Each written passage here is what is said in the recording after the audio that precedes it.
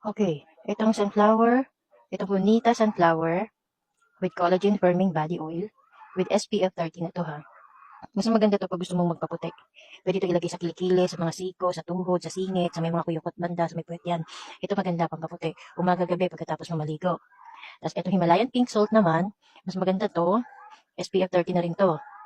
Ito pwede sa mukha, face and body oil.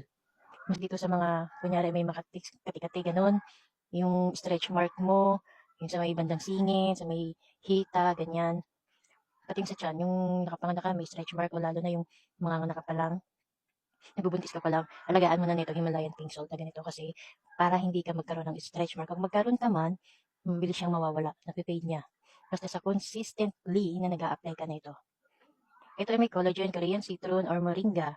Deep hydration, anti-aging, moisturizing, skin toning, and firming. Oh, nag-hydrate, nagpe-prevent ng dry skin, ng pamumula, yung premature aging, fine lines. Kaya ito ginagamit ko to sa mukha. Ito ginagamit ko sa mga kilikili, siko, tuhod. Yan.